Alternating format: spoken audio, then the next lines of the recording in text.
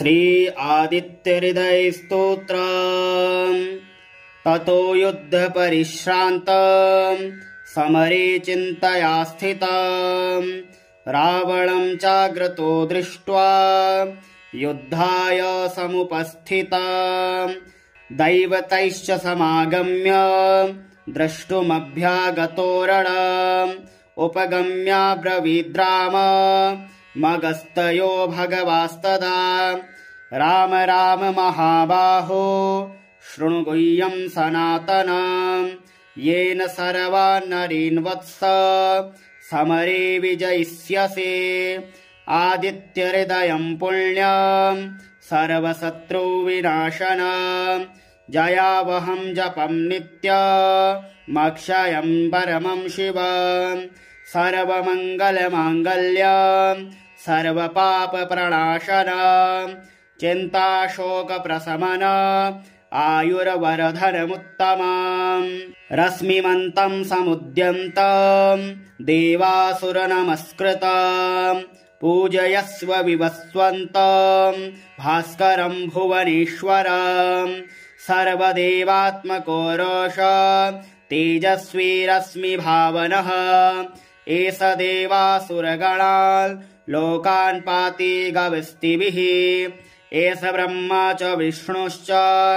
शिवः स्कन्दः प्रजापतिः महेन्द्रो धनदः कालो यमः सोमोऽहं पाम्पतिः पितरो वसवः साध्या अश्विनौ मरुतो मनुः वायुर्वहनी प्रजाः प्राण ऋतुकर्ता प्रभाकरः आदित्यः सविता सूर्यः खगः पूषा गवस्तिमान् सुवर्णसदृशो भानुर्हिरण्यरेता दिवाकरः हरिदस्व सहस्रार्चिः सप्तसप्तिर्मरीचिमान् तिमिरोन्मथनः शम्भुस्त्वष्टा मार्तण्डको शुभान् हिरण्यगर्भः शिशिरस्तपनो हस्करो रविः अग्निगर्भोदिते पुत्रः शङ्खः शिशिरनाशनः व्योमनाथस्तमो भेदी ऋग्यजुःसामपारगः घनवृष्टिरपां मित्रो विन्ध्यवीथिप्लवङ्गमः आतपे मण्डले मृत्युः पिङ्गलः सर्वतापनः कविर्विश्वो महातेजा रक्तः सर्वभवोद्भवः नक्षत्रग्रहताराणां मदिपो विश्वभावनः तेजसामपि तेजस्वी द्वादशात्मन्नमोऽस्तु ते नमः पूर्वाय गिरये पश्चिमायाद्रये नमः ज्योतिर्गणानां पतये दिनाधिपतये नमः जयाय जयभद्राय हर्यस्वाय नमो नमः नमो नमः सहस्राक्षो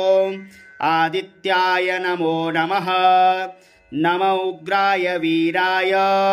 सारंगाय नमो नमः नमः पद्मप्रबोधाय प्रचण्डाय नमोऽस्तु ते ब्रह्मेशानाच्युतेशाय शूरायादित्यवर्चसे भास्वते सर्वभक्षाय रौद्राय वपुषे नमः तमोघ्नाय हिमग्नाय शत्रुघ्नायामितात्मने कृतघ्नघ्नाय देवाय ज्योतिषां पतये नमः तप्तचामीकराभाय हरये विश्वकर्मणे नमस्तमोभिनिघ्नाय रुचये लोकसाक्षिणे नासत्ये सवे भूतं तमेव सृजति प्रभुः पायत्ते सतवत्ते स वर्षत्ते स गवस्तिभिः एष सुप्तेषु जागर्ति भूतेषु परिनिष्ठितः एष चैवाग्निहोत्रं च फलं चैवाग्निहोत्रिणां देवाश्च क्रतवश्चैव क्रतूनां फलमेव च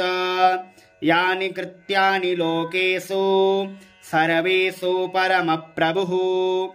एनमापत्सु कृच्छेषु कान्तारेषु भयेषु च कीर्तयन् पुरसा कश्चिन् नावसीदति राघव पूजयस्वेनमेकाग्रो देवदेवं जगत्पतिम् एतत्त्रिगुणितं जपत्वा युद्धेषु विजयिष्यसि अस्मिन् क्षणे महाबाहो रावणं तं जहिष्यसि एवमुक्ता ततोऽगस्त्यो जगाम स यथागतम् एतच्छ्रुत्वा महातेजा नष्टशोको भवत्तदा धारयामास सुप्रीतो राघवः प्रयतात्मवान् आदित्यं प्रेक्ष्य जपत्वेदं परं हर्षमवाप्तवान् तिराचम्य शुचिर्भूत्वा धनुरादाय वीर्यवान् रावणं प्रेक्ष्य हृष्टात्मा जयार्थं समुपागत सर्वयत्नेन महता व्रतस्तस्य वधे भवत् अथ रविरवद निरीक्ष्य रामं मुदितमनः परमं प्रहिष्यमाणः निश्चरपति संशयं विदित्वा सुरगणमध्ये गतो वचस्त्वरेति ततो युद्ध परिश्रान्तम् समरे चिन्तया स्थितम् रावणं चाग्रतो दृष्ट्वा युद्धाय समुपस्थितम् दैवतैश्च समागम्य द्रष्टुमभ्यागतो रणम् उपगम्याब्रवीद्राम मगस्तयो भगवास्तदा राम राम महाबाहो शृणु गुह्यं सनातनम् येन सर्वान् नरीन् वत्स समरे विजयिष्यसे आदित्यहृदयं पुण्यं सर्वशत्रुविनाशनम् जयावहं जपं नित्यमक्षयं परमं शिवम् सर्वमङ्गलमाङ्गल्यं सर्वपापप्रणाशनम् चिन्ताशोकप्रशमन आयुर्वरधनमुत्तमम् रश्मिमन्तं समुद्यन्तं देवासुरनमस्कृतम् पूजयस्व विवस्वन्तं भास्करं भुवनेश्वरम् सर्वदेवात्मको रोष तेजस्वी रश्मिभावनः एष देवासुरगणान् लोकान् पाति गविस्तिभिः एष ब्रह्मा च विष्णुश्च शिवः स्कन्दः प्रजापतिः महेन्द्रो धनदः कालो यमः सोमोऽहं पाम्पतिः पितरो वसवः साध्या अश्विनौ मरुतो मनुः वायुर्वहनी प्रजाः प्राण ऋतुकर्ता प्रभाकरः आदित्यः सविता सूर्यः खगः पूषा गवस्तिमान् सुवर्णसदृशो भानुर्हिरण्यरेता दिवाकरः हरिदस्व सहस्रार्चिः सप्तसप्तिर्मरीचिमान् तिमिरोन्मथन शम्भुस्त्वष्टा मार्तण्डको शुभान् हिरण्यगर्भः शिशिरस्तपनो हस्करो रविः अग्निगर्भोदिते पुत्रः शङ्खशिशिरनाशनः व्योमनाथस्तमो भेदी ऋग्यजुःसामपारगः घनवृष्टिरपां मित्रो विन्ध्यवीथिप्लवङ्गमः आतपे मण्डले मृत्युः पिङ्गलः सर्वतापनः कविर्विश्वो महातेजा रक्तः सर्वभवोद्भवः नक्षत्रग्रहताराणाम् मदिपो विश्वभावनः तेजसामपि तेजस्वी द्वादशात्मन्नमोऽस्तु ते नमः पूर्वाय गिरये पश्चिमायाद्रये नमः ज्योतिर्गणानां पतये दिनाधिपतये नमः जयाय जयभद्राय हर्यस्वाय नमो नमः नमो नमः सहस्राक्षो आदित्याय नमो नमः नमो उग्राय वीराय सारंगाय नमो नमः नमः पद्मप्रबोधाय प्रचण्डाय नमोऽस्तु ते ब्रह्मेशानाच्युतेशाय शूरायादित्यवर्चसे भास्वते सर्वभक्षाय रौद्राय वपुषे नमः तमुग्नाय हिमग्नाय शत्रुघ्नायामितात्मने कृतघ्नघ्नाय देवाय ज्योतिषां पतये नमः तप्तचामीकराभाय हरये विश्वकर्मणे नमस्तमोभिनिघ्नाय रुचये लोकसाक्षिणे नासत्ये सवेभूतं तमेव सृजति प्रभुः पायत्ते स तपत्ते स वर्षत्ते स गवस्तिभिः एष सुप्तेषु जागर्ति भूतेषु परिनिष्ठितः एष चैवाग्निहोत्रं च फलं चैवाग्निहोत्रिणां देवाश्च क्रतवश्चैव क्रतूनां फलमेव च यानि कृत्यानि लोकेषु सर्वेषु परमप्रभुः एनमापत्सु कृच्छेषु कान्तारेषु भयेषु च कीर्तयन् पुरसा कश्चिन् नावसीदति राघव पूजयस्वेनमेकाग्रो देवदेवं जगत्पतिम् एतत्त्रिगुणितं जपत्वा युद्धेषु विजयिष्यसि अस्मिन् क्षणे महाबाहो रावणं तं जहिष्यसि एवमुक्ता ततोऽगस्त्यो जगाम स यथागतम् एतच्छ्रुत्वा महातेजा नष्टशोको भवत्तदा धारयामास सुप्रीतो राघवः प्रयतात्मवान् आदित्यं प्रेक्ष्य जपत्वेदं परं हर्षमवाप्तवान् तिराचम्य शुचिर्भूत्वा धनुरादाय वीर्यवान् रावणं प्रेक्ष्य हृष्टात्मा जयार्थं समुपागत सर्वयत्नेन महता व्रतस्तस्य वधे भवत् अथ रविरवद निरीक्ष्य रामं मुदितमनः परमं प्रहिष्यमाणः निश्चरपति संशयं विदित्वा सुरगणमध्ये गतो वचस्त्वरेति ततो युद्ध परिश्रान्तं समरे चिन्तया स्थितं रावणं चाग्रतो दृष्ट्वा युद्धाय समुपस्थितं दैवतैश्च समागम्य द्रष्टुमभ्यागतो रणम् उपगम्याब्रवीद्राम मगस्तयो भगवास्तदा राम राम महाबाहो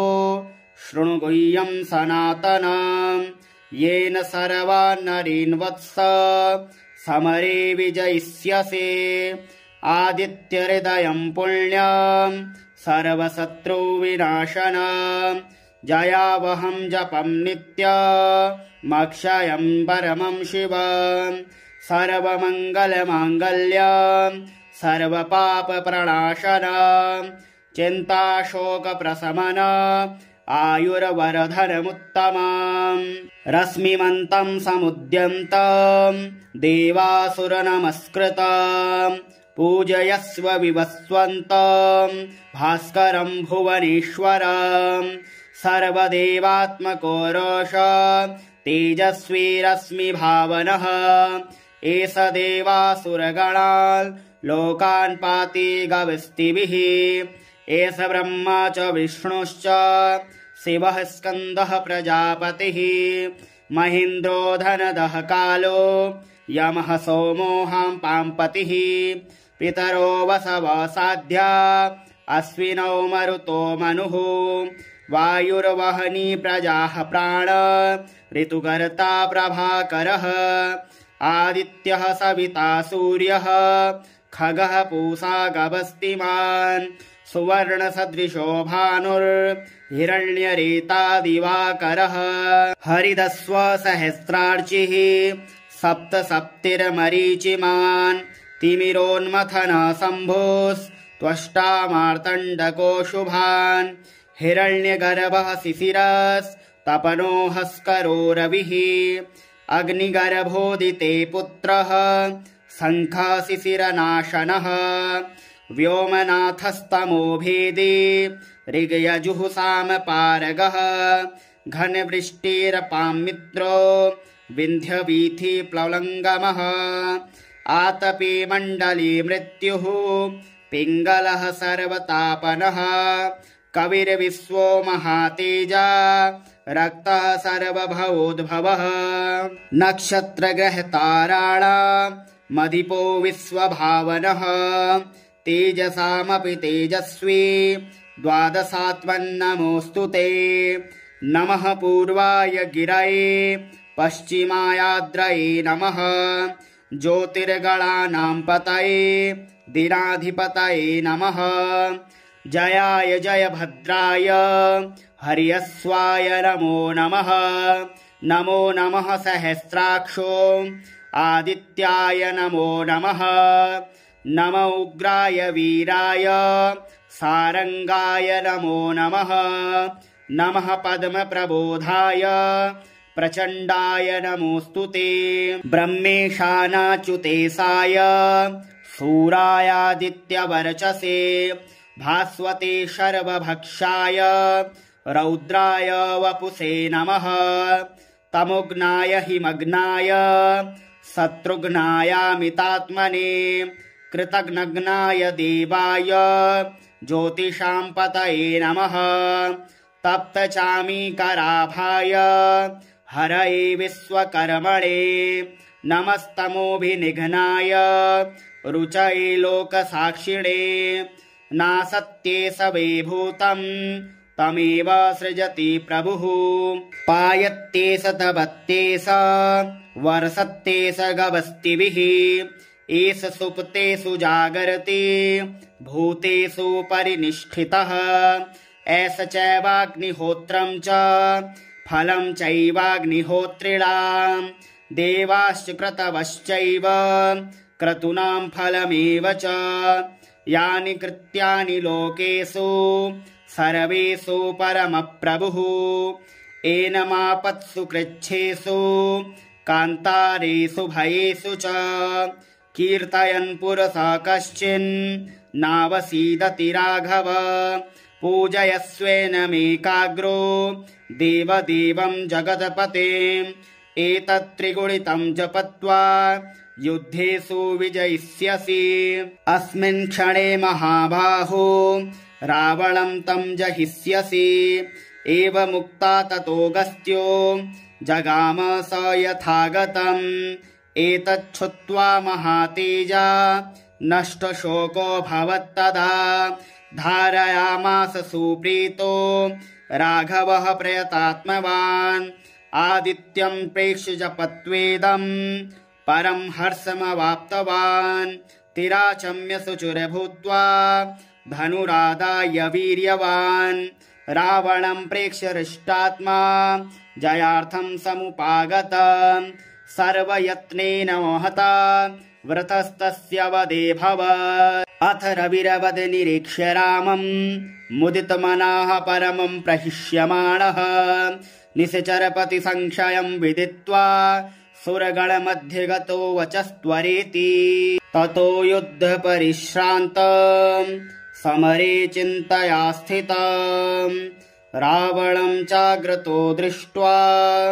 युद्धाय समुपस्थितं दैवतैश्च समागम्य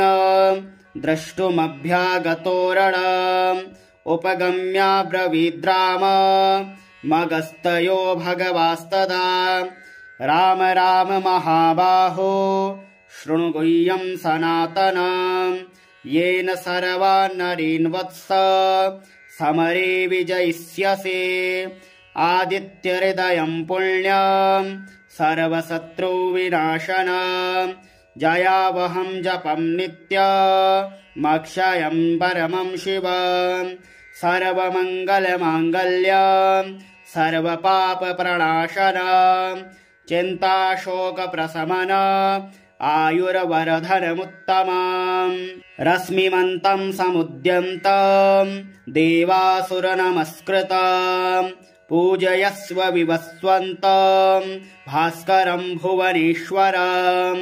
सर्वदेवात्मको रोष तेजस्वी रश्मिभावनः एष देवासुरगणान् लोकान् पाति गविस्तिभिः एष ब्रह्मा च विष्णुश्च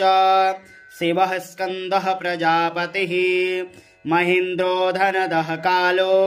यमः सोमोऽहं पाम्पतिः पितरो वसवः साध्या अश्विनौ मरुतो मनुः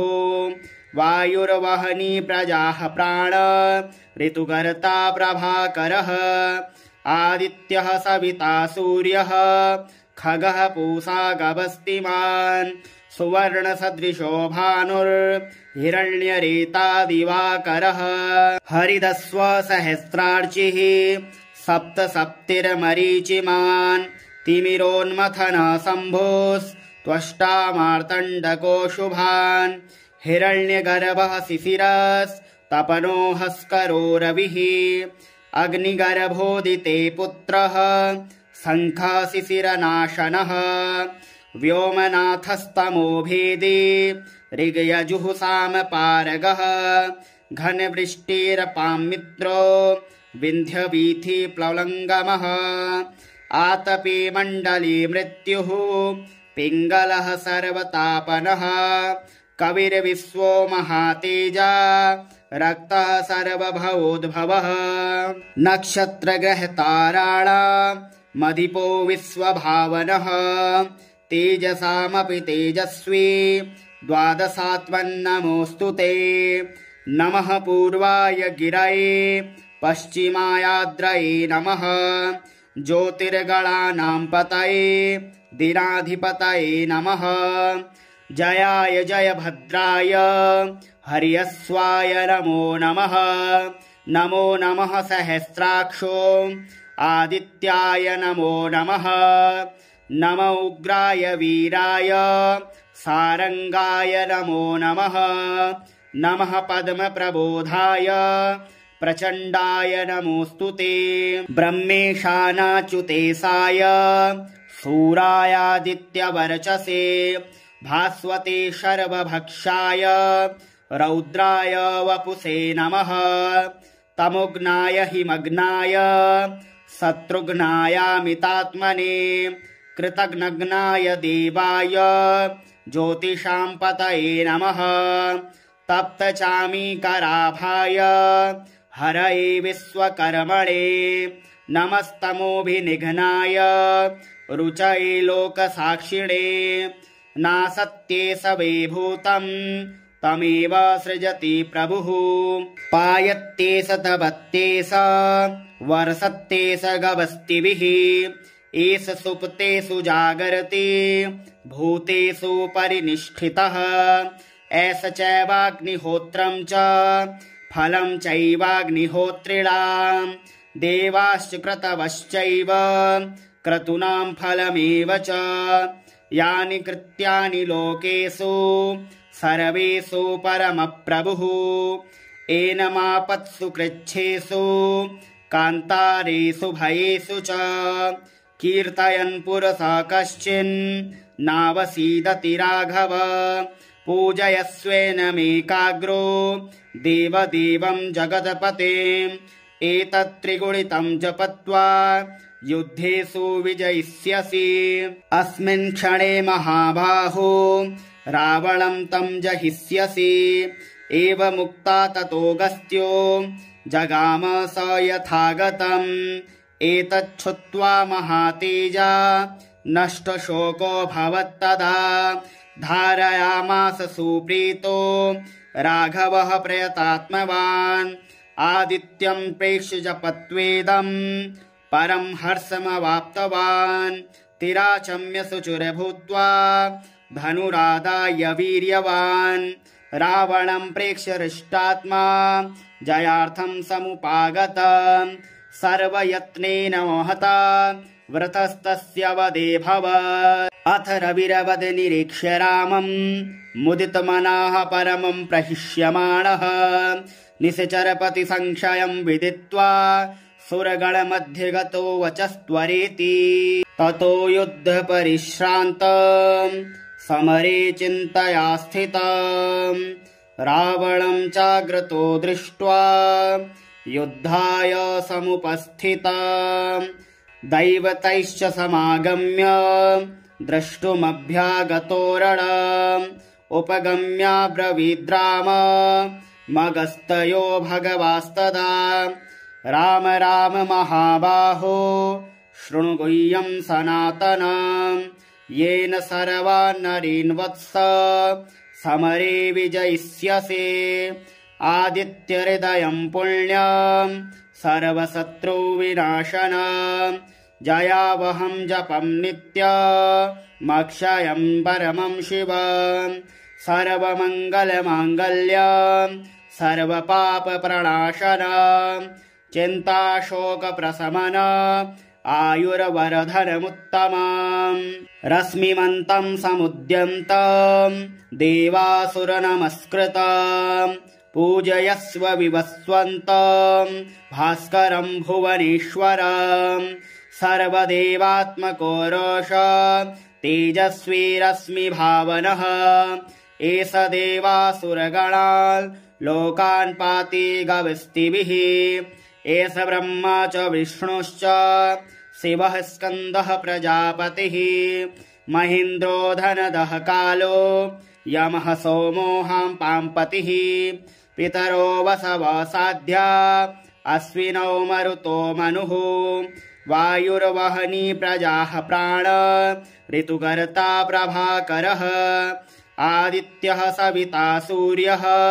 खगः पूषा गवस्तिमान् सुवर्णसदृशो भानुर्हिरण्यरेता दिवाकरः हरिदस्व सहस्रार्चिः सप्तसप्तिर्मरीचिमान् तिमिरोन्मथनः शम्भुस्त्वष्टा मार्तण्डको शुभान् हिरण्यगर्भः शिशिरस्तपनो हस्करो रविः अग्निगर्भोदिते पुत्रः शङ्खः शिशिरनाशनः व्योमनाथस्तमो भेदी ऋग्यजुःसामपारगः घनवृष्टिरपां मित्रो विन्ध्यवीथिप्लवङ्गमः आतपे मण्डले मृत्युः पिङ्गलः सर्वतापनः कविर्विश्वो महातेजा रक्तः सर्वभवोद्भवः नक्षत्रग्रहताराणां मदिपो विश्वभावनः तेजसामपि तेजस्वी द्वादशात्मन्नमोऽस्तु ते नमः पूर्वाय गिरये पश्चिमायाद्रये नमः ज्योतिर्गणानां पतये दिनाधिपतये नमः जयाय जयभद्राय हर्यस्वाय नमो नमः नमो नमः सहस्राक्षो आदित्याय नमो नमः नमो उग्राय वीराय सारंगाय नमो नमः नमः पद्मप्रबोधाय प्रचण्डाय नमोऽस्तु ते ब्रह्मेशानाच्युतेशाय शूरायादित्यवर्चसे भास्वते सर्वभक्षाय रौद्राय वपुषे नमः तमोघ्नाय हिमग्नाय शत्रुघ्नायामितात्मने कृतघ्नघ्नाय देवाय ज्योतिषां पतये नमः तप्तचामीकराभाय हरये विश्वकर्मणे नमस्तमोभिनिघ्नाय रुचये लोकसाक्षिणे नासत्ये सवे भूतं तमेव सृजति प्रभुः पायत्ते सतवत्ते स वर्षत्ते स गवस्तिभिः एष सुप्तेषु जागर्ति भूतेषु परिनिष्ठितः एष चैवाग्निहोत्रं च फलं चैवाग्निहोत्रिणां देवाश्च क्रतवश्चैव क्रतूनां फलमेव च यानि कृत्यानि लोकेषु सर्वेषु परमप्रभुः एनमापत्सु कृच्छेषु कान्तारेषु भयेषु च कीर्तयन् पुरसः कश्चिन् नावसीदति राघव पूजयस्वेनमेकाग्रो देवदेवं जगत्पतिम् एतत्त्रिगुणितं जपत्वा युद्धेषु विजयिष्यसि अस्मिन् क्षणे महाबाहो रावणं तं जहिष्यसि एवमुक्ता ततोऽगस्त्यो जगाम स यथागतम् एतच्छ्रुत्वा महातेजा नष्टशोको भवत्तदा धारयामास सुप्रीतो राघवः प्रयतात्मवान् आदित्यं प्रेक्ष्य जपत्वेदं परं हर्षमवाप्तवान् तिराचम्य शुचिर्भूत्वा धनुरादाय वीर्यवान् रावणं प्रेक्ष्य हृष्टात्मा जयार्थं समुपागत सर्वयत्नेन महता व्रतस्तस्य वदे भवत् अथ रविरवद निरीक्ष्य रामं मुदितमनः परमं प्रहिष्यमाणः निश्चरपति संशयं विदित्वा सुरगणमध्ये गतो वचस्त्वरेति ततो युद्ध परिश्रान्तं समरे चिन्तया स्थितं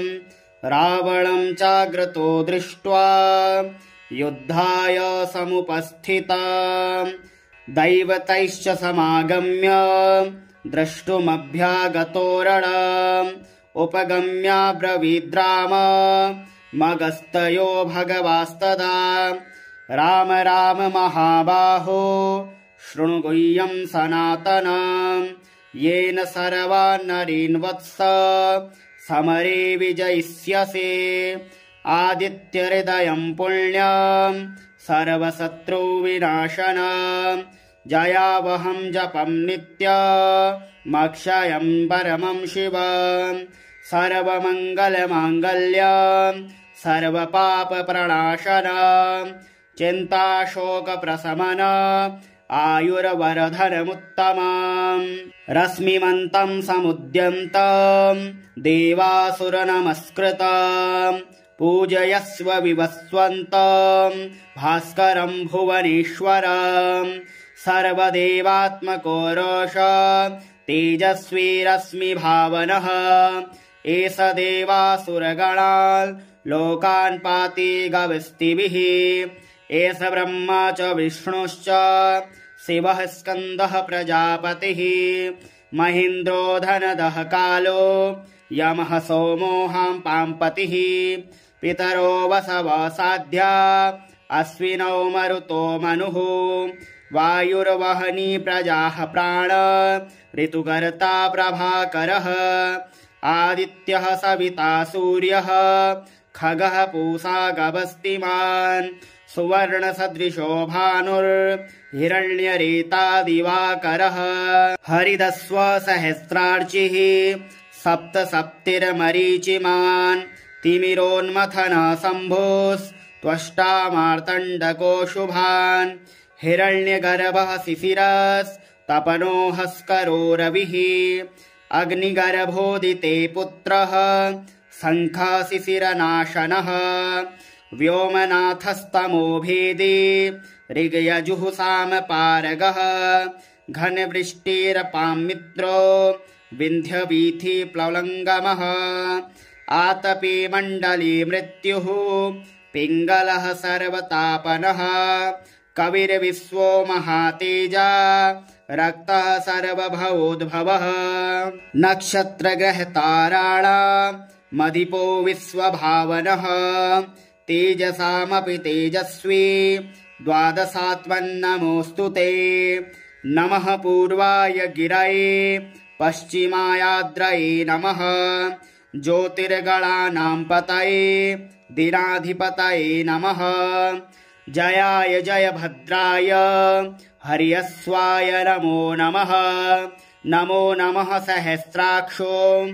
आदित्याय नमो नमः नमो उग्राय वीराय सारंगाय नमो नमः नमः पद्मप्रबोधाय प्रचण्डाय नमोऽस्तु ते ब्रह्मेशानाच्युतेशाय शूरायादित्यवर्चसे भास्वते शर्वभक्षाय रौद्राय वपुषे नमः तमोघ्नाय हिमग्नाय शत्रुघ्नायामितात्मने कृतघ्नघ्नाय देवाय ज्योतिषां पतये नमः तप्तचामीकराभाय हरये विश्वकर्मणे नमस्तमोभिनिघ्नाय रुचये लोकसाक्षिणे नासत्ये सवे भूतं तमेव सृजति प्रभुः पायत्ते सतपत्ते स वर्षत्ते स गवस्तिभिः एष सुप्तेषु जागर्ति भूतेषु परिनिष्ठितः एष चैवाग्निहोत्रं च फलं चैवाग्निहोत्रिणाम् देवाश्च क्रतवश्चैव क्रतूनां फलमेव च यानि कृत्यानि लोकेषु सर्वेषु परमप्रभुः एनमापत्सु कृच्छेषु कान्तारेषु भयेषु च कीर्तयन् पुरसा कश्चिन् नावसीदति राघव पूजयस्वेनमेकाग्रो देवदेवं जगत्पतिम् एतत्त्रिगुणितं जपत्वा युद्धेषु विजयिष्यसि अस्मिन् क्षणे महाबाहो रावणं तं जहिष्यसि एवमुक्ता ततोऽगस्त्यो जगाम स यथागतम् एतच्छ्रुत्वा महातेजा नष्टशोको भवत्तदा धारयामास सुप्रीतो राघवः प्रयतात्मवान् आदित्यं प्रेक्ष्य जपत्वेदं परं हर्षमवाप्तवान् तिराचम्य शुचिर्भूत्वा धनुरादाय वीर्यवान् रावणं प्रेक्ष्य हृष्टात्मा जयार्थं समुपागत सर्वयत्नेन महता व्रतस्तस्य वधे भवत् अथ रविरवद निरीक्ष्य रामं मुदितमनः परमं प्रहिष्यमाणः निश्चरपति संशयं विदित्वा सुरगणमध्ये गतो वचस्त्वरेति ततो युद्ध परिश्रान्तं समरे चिन्तया स्थितं रावणं चाग्रतो दृष्ट्वा युद्धाय समुपस्थितं दैवतैश्च समागम्य द्रष्टुमभ्यागतो रणम् उपगम्याब्रवीद्राम मगस्तयो भगवास्तदा राम राम महाबाहो शृणु गुह्यं सनातनम् येन सर्वान् नरीन् वत्स समरे विजयिष्यसि आदित्यहृदयं पुण्यं सर्वशत्रुविनाशनम् जयावहं जपं नित्यमक्षयं परमं शिवम् सर्वमङ्गलमाङ्गल्यं सर्वपापप्रणाशनम् चिन्ताशोकप्रशमन आयुर्वरधनमुत्तमम् रश्मिमन्तं समुद्यन्तं देवासुरनमस्कृतं पूजयस्व विवस्वन्तं भास्करं भुवनेश्वरम् सर्वदेवात्मको रोष तेजस्वी रश्मिभावनः एष देवासुरगणान् लोकान् पाति गविस्तिभिः एष ब्रह्मा च विष्णुश्च शिवः स्कन्दः प्रजापतिः महेन्द्रो धनदः कालो यमः सोमो पाम्पतिः पितरो वसवः साध्या अश्विनौ मरुतो मनुः वायुर्वहनी प्रजाः प्राण ऋतुकर्ता प्रभाकरः आदित्यः सविता सूर्यः खगः पूषा गवस्तिमान् सुवर्णसदृशो भानुर्हिरण्यरेता दिवाकरः हरिदस्व सहस्रार्चिः सप्तसप्तिर्मरीचिमान् तिमिरोन्मथनः शम्भोस्त्वष्टा मार्तण्डको शुभान् हिरण्यगर्भः शिशिरस्तपनो हस्करो रविः अग्निगर्भोदिते पुत्रः शङ्खः शिशिरनाशनः व्योमनाथस्तमो भेदी ऋग्यजुः सामपारगः घनवृष्टिरपामित्रो विन्ध्यवीथि प्लवङ्गमः आतपे मण्डले मृत्युः पिङ्गलः सर्वतापनः कविर्विश्वो महातेजा रक्तः सर्वभवोद्भवः नक्षत्रग्रहताराणां मदिपो विश्वभावनः तेजसामपि तेजस्वी द्वादशात्मन्नमोऽस्तु ते नमः पूर्वाय गिरये पश्चिमायाद्रये नमः ज्योतिर्गणानां पतये दिनाधिपतये नमः। जयाय जयभद्राय हर्यस्वाय नमो नमः। नमो नमः सहस्राक्षो आदित्याय नमो नमः। नम उग्राय वीराय सारंगाय नमो नमः। नमः पद्मप्रबोधाय प्रचण्डाय नमोऽस्तुते। ब्रह्मेशानाच्युतेशाय सूरायादित्यवर्चसे भास्वते शर्वभक्षाय रौद्राय वपुषे नमः। तमोघ्नाय हिमग्नाय शत्रुघ्नायामितात्मने कृतघ्नघ्नाय देवाय ज्योतिषां पतये नमः।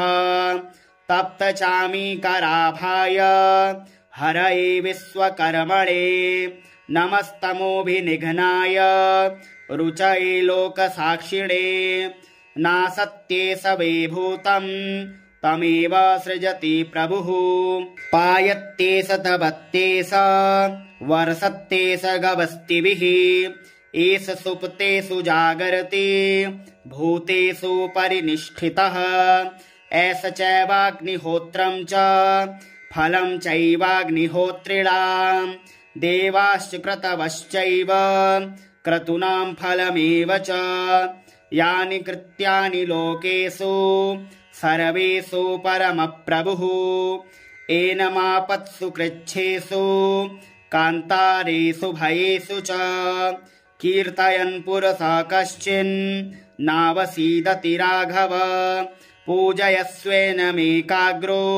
देवदेवं जगत्पतिम्। एतत्त्रिगुणितं जपत्वा युद्धेषु विजयिष्यसि। अस्मिन् क्षणे महाबाहो रावणं तं जहिष्यसि। एवमुक्ता ततोऽगस्त्यो जगाम स यथागतम्। एतच्छ्रुत्वा महातेजा नष्टशोकोऽभवत्तदा। धारयामास सुप्रीतो राघवः प्रयतात्मवान्। आदित्यं प्रेक्ष्य जपत्वेदं